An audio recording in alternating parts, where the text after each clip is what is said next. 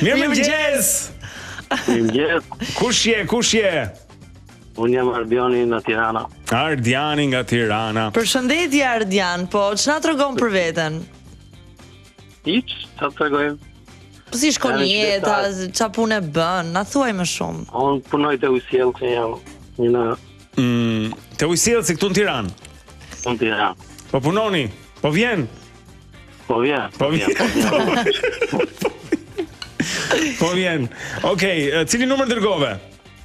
69. 69. Ja ku e ke, numri yt i preferuar për sot, 69 është numri i saktë. Kështu që ne kemi një pyetje për ty, duam të ta bëjmë të lehtë, okay? Okej. Ti bëj një shumë të lehtë.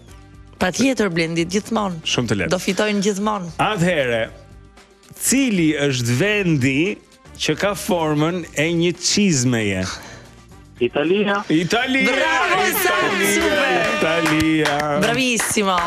Shumë mirë, edhe 100 euro nga Max Optica bën të tuat dhe kaq mbaruam. Faleminderit. Gjithë të mirat. Mirupafshim, ditë të mbar. Silleni, ju lutem, silleni.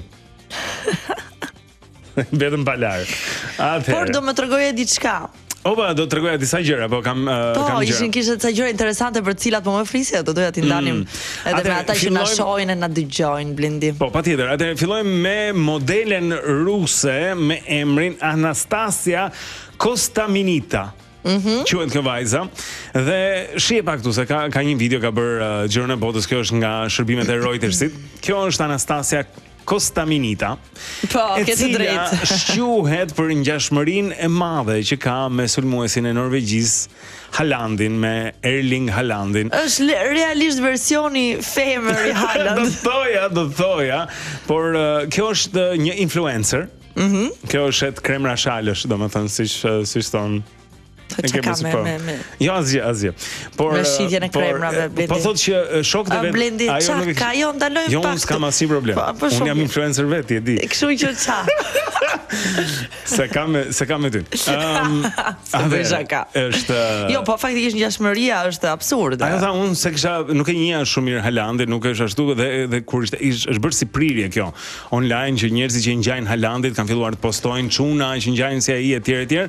Dhe më thanë shokët thotë kjo që hey, pse nuk poston dhe ti? Por ngjashmëria e saj, edhe për shkak se është vajzë dhe jo një ideal, por është versioni femëror i Haalandit. Dhe më janë rritur shumë klikimet, më është rritur Riçi, jam duke punuar më shumë, po shes më shumë reklama tani tha. Është një moment i lumtur për mua që ngjaj me Haaland. Erling Haalandin, po. Kështu, kjo është e para. E dyta, mua kjo më duk fantastike, në fakt është.